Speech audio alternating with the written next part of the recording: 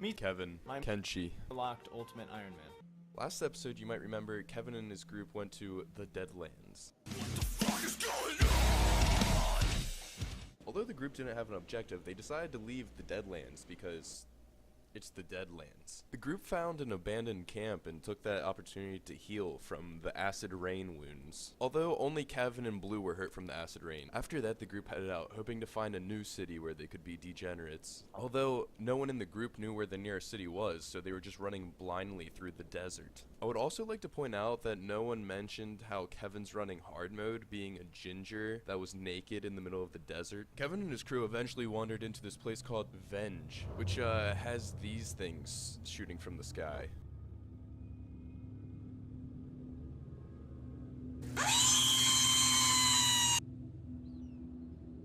Then this gang stumbled upon this area with green water, and it rained ash, and also there were some crazy animals.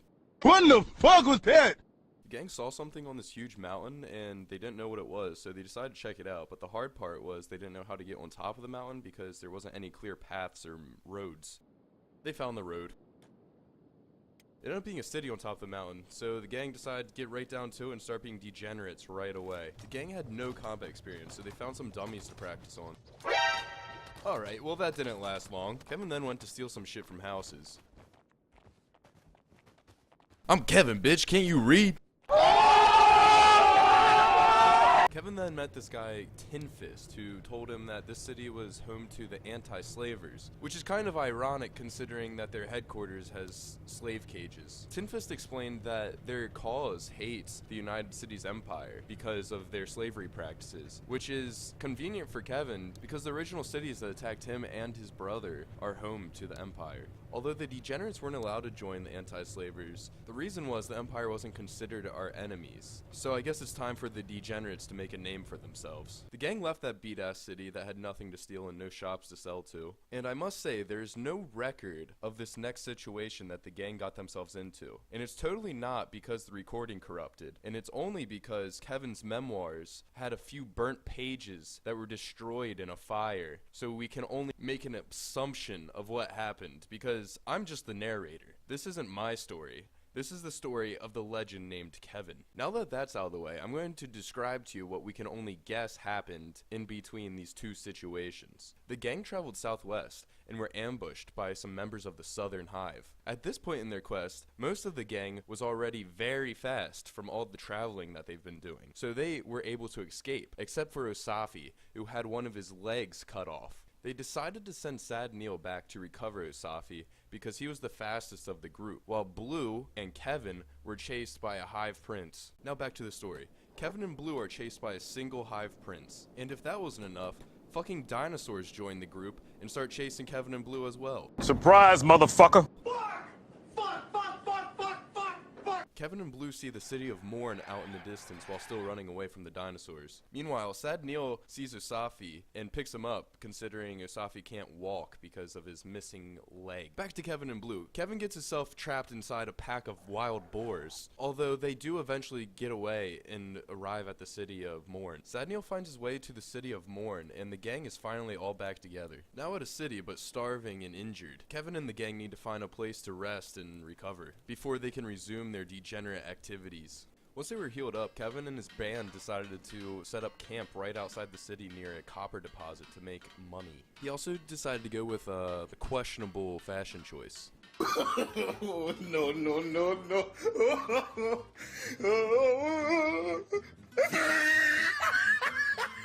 Osafi was also pretty useless at this time, considering that he was missing a leg. So the gang decided that they had to return to the Deadlands and get another robotic leg. Before that could happen though, the Empire sent a squad of soldiers to collect taxes from our outpost. That only made Kevin resent them further. He vowed from that day to make it his mission to take down the Empire. The gang decided to send Sad Neil out to the Deadlands because he can survive the weather, and also because he's the fastest survivor. Neil went right to the robotic shop and knew exactly what he had to do. He was in. Now time to grab everything he could.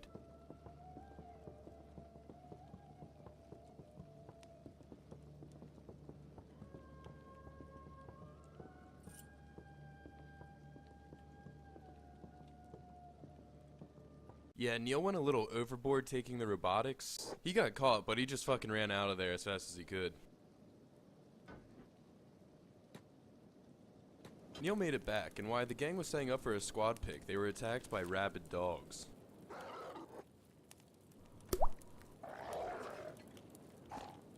So they ran away and let the townspeople deal with the dogs.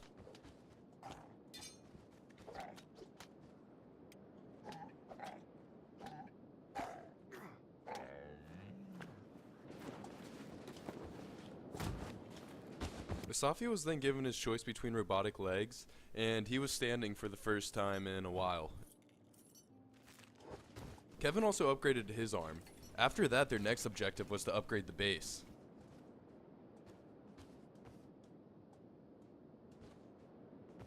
Blue found a guy crawling on the ground that asked if he could join us, but he was also missing a leg. And that's how the gang added Billy.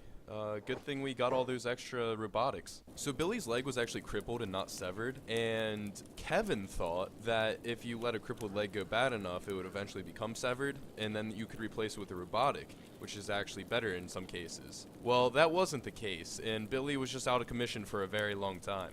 Also, none of the Degenerates are at the base because they got word that it was going to be raided. The gang sent Sad Neil out because they were cannibals and they were hoping that they wouldn't attack a skeleton since they're robotic and do not have any meat.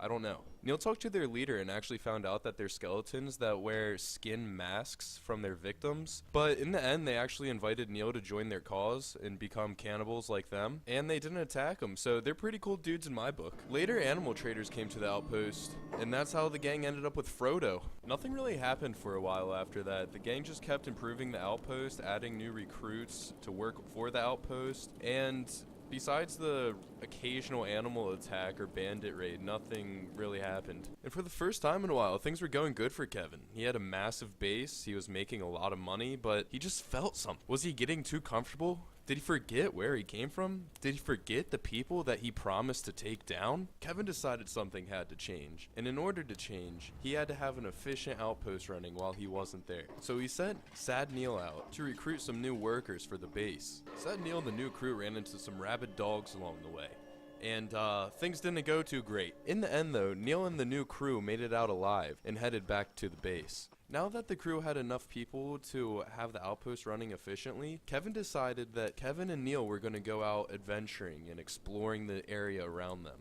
while Usafi was left in charge of the camp and Blue was second in command. For the first part of their journey, Kevin decided to visit the city of Catan. I forgot to mention that Kevin and Neil did a lot of combat training, so they were excited to test out their new skills against any strange wanderer. Bruh. Although once they were done with the thugs, a pack of dinosaurs started giving chase.